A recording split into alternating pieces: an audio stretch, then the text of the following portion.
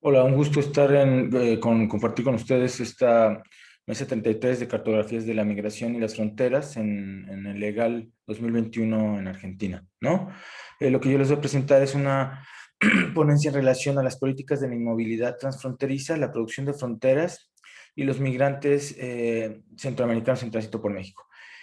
Uno de los argumentos ejes justamente de esta presentación o la idea eje es pensar cuáles han sido algunos de los cambios más drásticos en términos de las migraciones irregularizadas del Triángulo Norte de Centroamérica y especialmente pensando en dinámicas de contención territorial por parte de los estados hacia estos migrantes, pero en un marco más amplio de políticas de facto de movilidad e inmovilidad en México en el contexto de securitización fronteriza en contextos regionales, ¿no? Sobre todo pensando en dos ejes. Por un lado, en las poblaciones migrantes en movilidad e inmovilidad, en el contexto particular de la pandemia, sobre todo el 2020, y por otro lado, pensando desde el Estado en las políticas de control migratorio y de producción de fronteras cerradas, ¿no? En este sentido, lo que planteo es un camino que tiene que ver primero con un marco teórico más o menos breve sobre cómo entiendo migración frontera, después un poco el contexto y terminaré justamente hablando de estas dinámicas de securitización fronteriza y de migración por México durante la pandemia del COVID-19, repito, sobre todo en el 2020, ¿no? Bueno, cabe aquí hacer un par de precisiones conceptuales. La primera es que, bueno, entendemos las migraciones como vinculadas a una serie de procesos estructurales de carácter económico y político que son producidas políticamente por los estados en términos de las diversas contextos de expulsión, ¿no? Que se producen en términos de la relación entre migración, desarrollo y violencia. En este sentido, las fronteras además no son concebidas no desde el anclaje clásico, ¿no? Como límites, ¿no? Vinculados a los procesos de soberanía, territorialidad y de relaciones internacionales entre la delimitación estatal entre diversos países, sino justamente como constructos, ¿no? Como constructos sociopolíticos que obedecen a fines. Pueden ser algunos de interés muy local, a veces nacional o a veces en términos regionales, ¿no? Aquí seguimos varios de los planteamientos de las autonomía de las migraciones de Mesare y de Génova. Y en este sentido también hay una relación importante en términos de cómo concebir las políticas del control de la movilidad en relación a este tipo de producción de fronteras y de irregularización de las migraciones, ¿no? Quizás aquí habría que decir también una cosa que justamente desde el ámbito y la dimensión política es fundamental entender que si bien es clave tener presente la dimensión estatal, también es fundamental considerar que hay otra serie de procesos que exceden la dimensión clásica política del Estado-Nación y que son fundamentales para entender la compleja relación entre movilidades transfronterizas, fronteras y Estado, ¿no? Ahora quizás antes de entrar en materia habría que hacer un breve contexto histórico. Como sabemos, las migraciones irregularizadas en tránsito por México que se originan en el Triángulo Norte de Centroamérica tienen una vasta historia que viene desde finales del siglo XX y que tiene que ver con procesos de conflicto social importantes. En el caso de la migración guatemalteca, que es una de las más viejas, tiene que ver con el terrorismo de Estado del Estado guatemalteco hacia ciertos grupos sociales. Y también en el caso de El Salvador, ¿no? Después del proceso de guerra revolucionaria con las dinámicas de contrainsurgencia y de las maras, ¿no? Aquí también habría que decir que como parte fundamental del contexto es que de manera mucho más reciente la migración hondureña jugó un papel fundamental y encontramos que de manera diferenciada, pero en general para estos tres países encontramos tres grandes causas. Unas que tienen que ver justamente con los procesos económicos, desempleo, bajos salarios, encarecimiento de la canasta básica. Otro que tiene que ver con los impactos socioambientales de fenómenos como los huracanes. El caso de ETA y IOTA recientemente en el 2020 es importante, pero no son los únicos. Y la que tiene que ver con la producción sociopolítica de contextos de expulsión generalizados, ¿no? La violencia vinculado al crimen organizado, las pandillas, etcétera. Y aquí también habría que decir que los migrantes experimentan una serie de procesos de exclusión tanto en el origen como en el tránsito y en el destino de manera diferenciada, obviamente. Y esto también se plasma en una tipología muy específica de crímenes y delitos que sufren los migrantes. Sin duda, el robo y la extorsión son los más frecuentes, pero hay una amplia gama, desde lesiones y secuestro, abuso de autoridad, hasta las que tienen connotaciones claramente sexuales, como el abuso sexual, amenazas, violencia sexual, incluso el homicidio y la pérdida de vidas, ¿no? Como lo documentan diversas redes de organizaciones de derechos humanos como la Red ODEM, ¿no? Ahora, de manera muy específica, lo que habría que identificar es que hay un punto de diferenciación importante en términos de estas migraciones a partir de más o menos el 2018. Desde antes ya venían siendo masivas, ¿no? Muy sometidas a procesos de exclusión y violencia, pero a partir del otoño del 18, con las caravanas migrantes, encontramos que se da un proceso muy interesante de agencia sociopolítica de los migrantes, en un sentido específico, de organización temporal, de caminar y pernoctar juntos, de organización provisional para dormir y para conseguir sus alimentos, ¿no?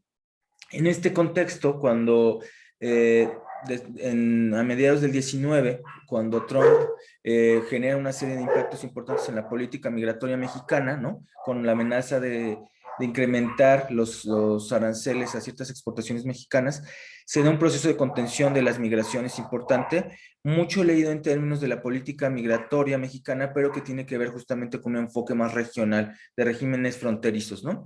Que aluden justamente a polos hegemónicos de poder como el de Estados Unidos. Ahora, en el caso de la pandemia sí encontramos una serie de rasgos que es importante destacar, y ahora me centro en esta segunda parte.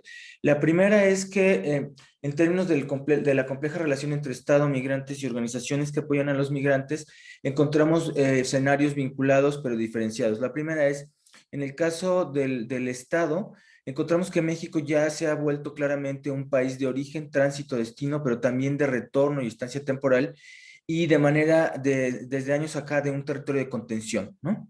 En el contexto de la pandemia específicamente encontramos que no hubo medidas migratorias sanitarias suficientes para los migrantes, ni los detenidos ni los que estaban en tránsito.